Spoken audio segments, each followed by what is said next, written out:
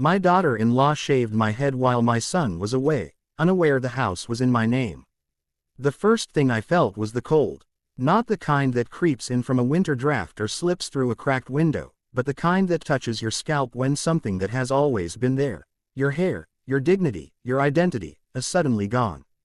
I remember the hum of the clippers before I remember anything else. A steady, unforgiving buzz. And her voice. Soft, almost sweet.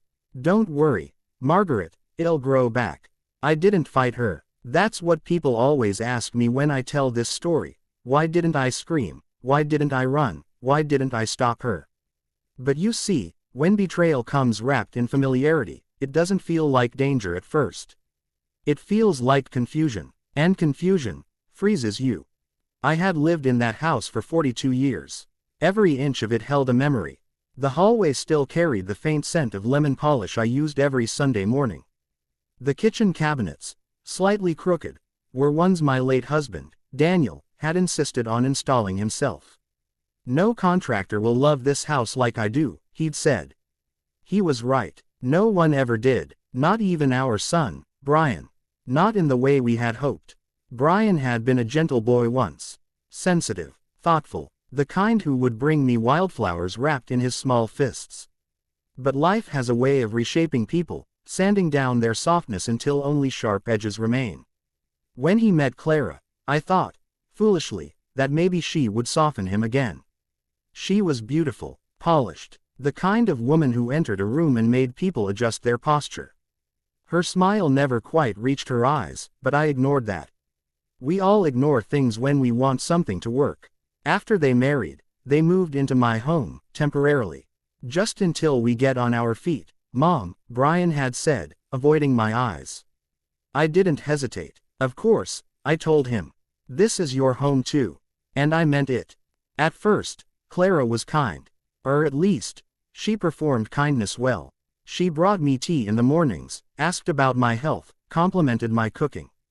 But slowly, almost invisibly, things began to change. She started correcting me. "You've put the cups in the wrong cabinet.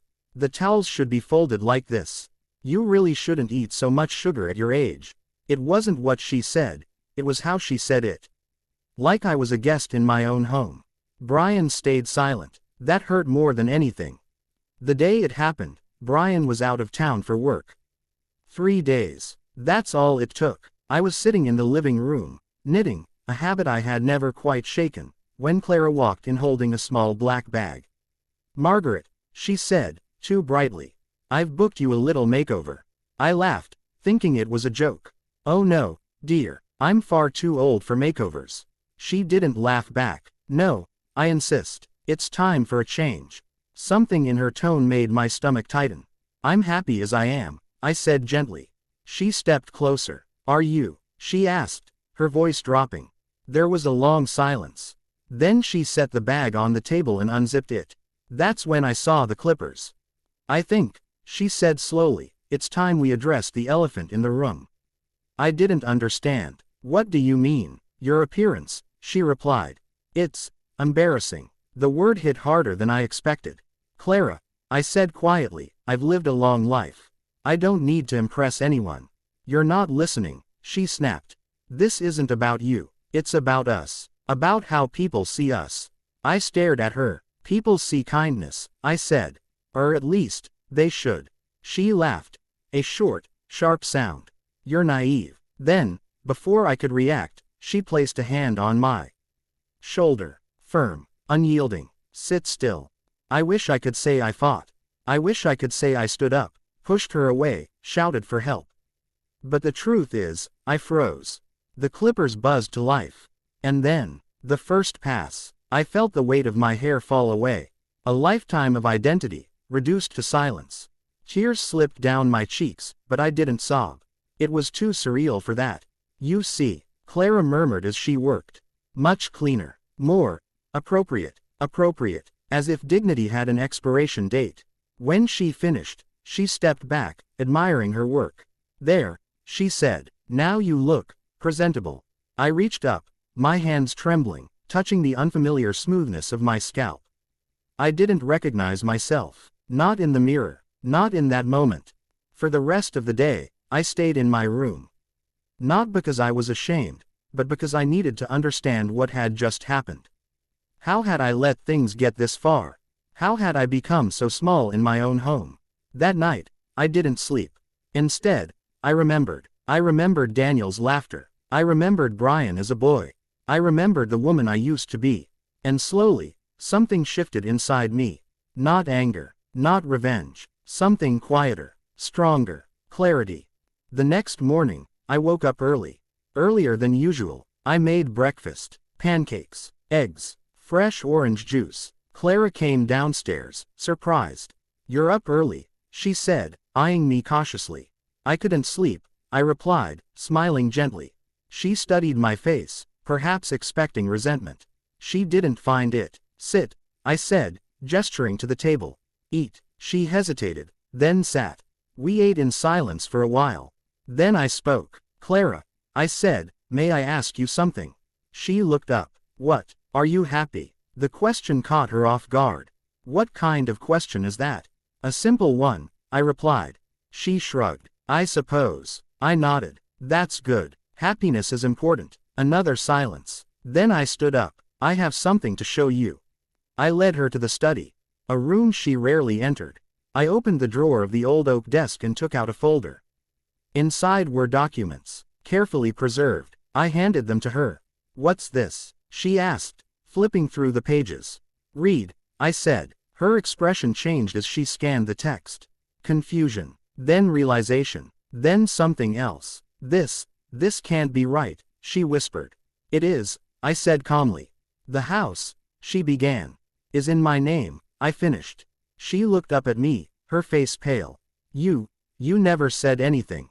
You never asked," I replied. The silence that followed was heavier than anything that had come before. "I thought," she started, then stopped. "I know what you thought," I said gently. "That this was your home. That I was temporary." She didn't respond. "I let you believe that," I continued. "Because I believed in family. In trust." I paused. "And I still do." She looked at me then, really looked. At my bare head, at my calm expression, at the woman she had underestimated. "Why are you telling me this now?" she asked quietly. "Because," I said, "yesterday, you took something from me." Her eyes dropped. "My hair will grow back," I continued. "But what you did, that matters more than appearance." She began, but words failed her. "I'm not angry," I said. That surprised her. "You're not." "No," I replied. "I'm disappointed. And concerned. Concerned. For you," I said softly. She frowned. "For me?" "Yes," I said. "Because people who hurt others often carry hurt themselves." Something in her expression flickered. "You don't know anything about me," she said defensively. "Then tell me," I replied. Another long silence. Then, slowly, she sat down. "I grew up," she said quietly, "in a house where nothing was ever enough. I listened. Nothing I did was right. Nothing I was acceptable." Her voice trembled slightly. "I learned early that if you don't control how people see you, they'll tear you apart." I nodded. "That sounds very hard." She swallowed. It was. We sat there, two women from different worlds, connected by something neither of us had expected. Pain. "I thought," she continued, "if everything around me looked perfect, I'd finally feel safe." I looked at her. "And did it work?" She shook her head. "No." I smiled gently. "It rarely does." Another silence. Then she looked at me again. "I'm sorry," she said, her voice barely above a whisper. It wasn't dramatic. It wasn't rehearsed. It was real. And that made all the difference.